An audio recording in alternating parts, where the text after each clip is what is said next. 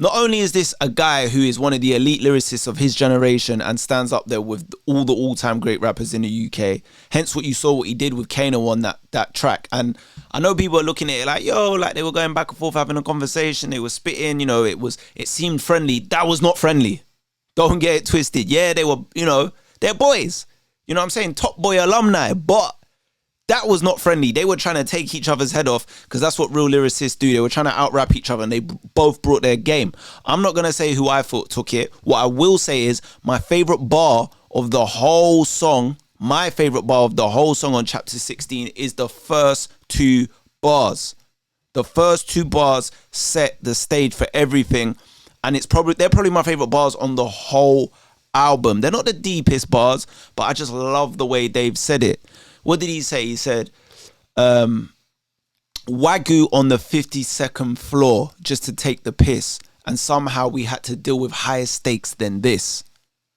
If you're eating Wagyu on the 52nd floor, you're eating a steak high up. Do you know what I'm saying? But growing up in the ends, the stakes are high. Your life's on the line. Do you get what I'm saying? Your future's on the line. And if you don't make the right decisions, you ain't getting out of the ends in London. You know what I'm saying? He's from Streatham, born and raised South London, and he's letting you know where he's coming from. And the juxtaposition of that bar, the wordplay, everything about it, insane. There's some crazy bars throughout the whole tune. Kano this is the best Kano I heard in a while. I'm not going to lie. Kano was rapping his backside off on this tune. And I just loved everything about it. Fairchild, important tune, man. We need this. Addressing essays, you know what I'm saying? The predators that are out there. The fact that women don't feel safe when walking around, particularly in somewhere like London. You know what I'm saying? Having to pretend to be on the phone, walk on the other side of the road. Nicole Black brought it on this tune. And I want to shed some light on Nicole Black, man, because I feel like this is what I like about what Dave did. Nicole Black is an up-and-coming artist. She hasn't got a lot of followers, you know what I'm saying? But she's been making waves. Look, she's done her On the Radar freestyle, which is dope. Only 1,000 views. I don't really look at views. I used to. I don't really look at them no more because for me, it's all about the quality. Do you know what I'm saying? And I feel like him shedding light on an artist like this. What else has she done? She's been on Link Up TV 5 years ago. This is someone that's been putting in work for years. And for her to get her break on a massive project like The Boy That Played the Harp, big shouts out to Dave and big shouts out to Nicole Black. I love the way they brought it on this. Hers was like a rap kind of spoken word. And then as she's going, you hear Dave's vocals layer on top of it. And it just sets this scene. And I ain't heard a song like that that's really had me sitting in my car like, whoa. I was blown away by that tune. I can't even lie. So yeah, shouts out to them two for bringing it on that one. I also want to talk about The Boy That Played the Harp, man. The title track. Crazy way to end the album. I love it. I feel like sometimes the title track is the most important track on a person's project because you've named the album after that track. And on this track, he is talking about so many things. He's questioning himself. He's putting his whole character under the microscope. You know what I'm saying? How many artists in our scene really examine themselves the way Dave does in general, but the way Dave did on this particular song and project? He threw a lot of questions out there. And you know what? If I'm really pushing Dave, I could say, look, yo, you're not really answering those questions, Dave, though. You know what I'm saying? You're putting the questions out there. You're questioning yourself, which is admirable. But he left a lot of questions unanswered. And that would probably be my only criticism. But you know what? It's hard to criticize and say that when 98% of the artists in our scene don't even question themselves. It's all about how much money they got, how many things they've banged. You know what I'm saying? Like how much they've sold. And yeah, we love flexing. That's rap. That's hip hop. We love it. That's, you know, it's in the DNA of the culture. But I want to hear more from artists, especially as they progress throughout their career. And Dave on this album is being super vulnerable, super transparent. And I love the fact that he didn't just go, I'm going to go for bangers at this point in my career, where he really is trying to transcend to America. And I'm seeing a lot of the big American reactors and tastemakers react to this album, which is sick. But when they take this in, they're going to realize that Dave is one of the best rappers in the world. We're not talking about the UK. We're not talking about this little island called the United Kingdom. We're talking about on the globe, on the planet. Dave is right up there with the best of them for me. And this project proves it. 10 tracks is flawless in my opinion. And Dave is right now holding the crown. He's holding the crown. Before, I felt like it was broken in pieces. You remember what Drake said on the intro of Scorpion. The crown is broken in pieces, but there's more in my possession. I felt like it was broken in pieces before, but I feel like Dave now is holding that crown, and it's going to take a mammoth effort from someone else in our scene to pry it away from him. If there's someone that I feel like I could do it, I'm going with Huss. Everyone knows how I feel about Jay Huss. Chucky has a mad criticism of Jay Huss. Not mad, actually, it's fair, where he says his only criticism with Jay Huss is that he raps in lines and he kind of goes off of the topic. So he could be talking about one thing for 4, 5, 6 bars, and then he will just talk about something completely different while rapping. And I hear it, because some of the best rappers, and anyone that knows me and has been following me knows that Nas is my GOAT. He's not just my GOAT, I'm sorry, he is the GOAT. And one of the best things about Nas is that he can make a whole song stick to one theme. And we need more artists to do that. I'm not saying every artist has to do that, because some just aren't capable. But if you want to be in them upper echelon conversations, then these are some of the things you're going to have to display, in my opinion. And this is what Dave manages to do. Like this song, 175 months, bro. And on this song, the themes of religion and being guided by God and looking to God to get through things is so apparent, man. It's so apparent. His first album, Psychodrama, he was looking for guidance from a therapist.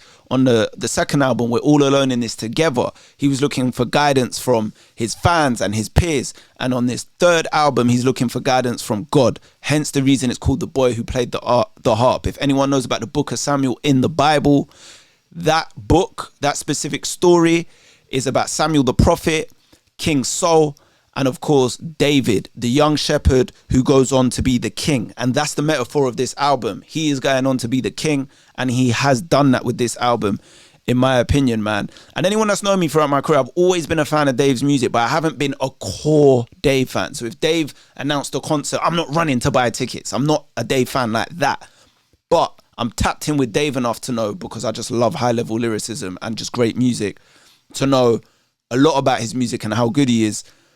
And for me, he is the king. And this tour that's coming up, I will be there. I have to see this album live. He's that good, people. He's made his mark, man. And honestly, it's gonna, like I said, it's gonna take a massive effort for anyone to take this crown from his grasp. He's risen the bar. And there was so many quotables in this album. Like another line that stood out for me when he said, I'm not saying it verbatim, but he said something along the lines of, let's see who quits now that we're not getting paid. And what he means by that is, in the rap scene now, and you've just seen it over in the US, and I'll bring it up for you in case you didn't know. Rap not in the Billboard. This has been a big story this week. Let's go to news. No rap songs in the Hot 100 Top 40 for the first time since 1990, Billboard is reporting. Are you seeing this right here? Are you seeing this right here? No rap songs in the top 40, man. So what that means is right now, rap is not on top, which means it trickles down to everyone, not just the rappers, to us, the people that talk about the music, to anyone from the ends. There's not as much money in rap music and the culture as there was just a few years ago. The ads are crazy. What's going on, man? What is this? Down 7 I don't even have Apple TV. Shit's crazy right now.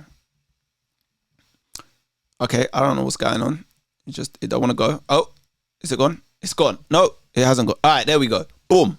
So no rap songs are in the top 40 as one of the long-running hip-hop smash goes recurrent on the chart. The Hot 100's top 40 does not boast a single rap song ending a streak that lasted over 35 years. As long as I've been on this planet, people, there has been a rap song in the top 40 in America, and there is no longer one. But there is over here in the UK, because Dave is going to have 3 songs in the singles chart, and he's going to get the #1 album. So it shows you that Dave, with an album with no real big hits, there's no single out. I don't even know if there's a music video as I record this, and he's still lighting up the charts, and he's doing it with real music. And I don't know how many people in our scene can do that. Do you get what I'm saying? He's on a different level. I'm seeing people say it's mid. I'm seeing people say, I expect him. What more can you expect? The features were high quality. The production was high quality. The writing was high quality. The theme, the overall experience is high quality. And you got people complaining about this project. Crazy. But big shouts out to Dave, man. Like, what he's produced with this project right here, the boy that played the harp, is history, man. He's making history with this, in my opinion. And I don't see anyone taking the crown off him for a while. Like I said, if there's anyone that's going to be taking it away from him, it's going to be potentially Jay Huss, just because he has the level of talent. He can rap, he can sing, he's great at making projects just like Dave. And he has that feeling. He gives you that feeling when you hear the music. Do you get what I'm saying? Something that certain artists struggle to get. They might give you the vibey feeling. Do you get what I'm saying? But will they give you that feeling where you sit down in deep life? And Jay Huss is one of those artists that can do that as well. So I've said for a while now, these are the main two in our scene. But for me, Dave has pulled ahead slightly with this album. I can't lie. He's got the crown. And the question is, who can take it off him? And I want to know as well, and I'm not here trying to start beef, instigate beef, because beef has to be real beef. But in terms of rap, like Kendrick and Drake wasn't a real beef. Let's be real. Like, these men are not road guys. This was competitive. This is about two men operating at the top. And they're going to have to bump heads and settle this. Will we get that here in the UK? Dave has never clashed someone. He made a song called Clash with Stormzy, but he's never actually clashed someone on record. Will someone challenge him? Because that's usually how it goes. If someone's like, you know, you got people like me saying he's the best, there's going to be an artist, could be anyone, I don't want to throw names out there, that's potentially thinking, yo, Dave ain't all that. Like, I could take Dave and make a claim. You know what I'm saying? The best way, if you can't get them with the music and the projects, the best way to get them is to beat them in a lyrical showdown and a battle. So, I don't know, man. All of the greats have had battles. And maybe Dave needs to be battle tested.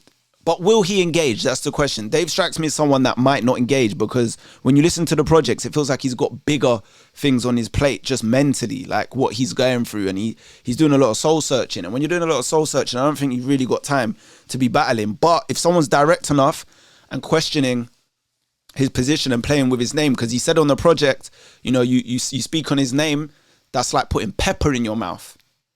And he's saying you might get peppered.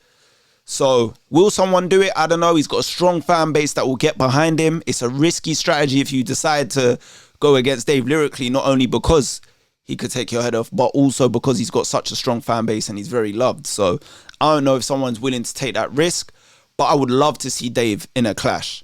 I would love to see that. And to be honest, people like Dave, he's from the Kendrick-esque, he's from the Nas cloth. Like we saw when Nas battled Jay-Z, who was the more popular but skilled rapper. Nas took him out. We saw with Kendrick and Drake. I'm a bigger Drake fan than Kendrick, but Kendrick took him out. So when it comes to these lyricists, these guys that think on a different level, these conscious rappers, these people that are so slick with the wordplay, I don't know if you really want to test these, man. These people that can build real albums with themes, because they're looking to make an example with someone if you catch them on the wrong day. I'll be real. So I don't know who can battle Dave, but Dave's got the crown right now. So I don't know how it gets taken off of him. Do you do it by making a better project than him, which not a lot of people can do? Or do you do it with your pen and try and take him out in that way? I don't know. But as of now, Dave holds the crown. What's going to happen in 2026? Who knows? But UK rap needed this. It's in a bad place.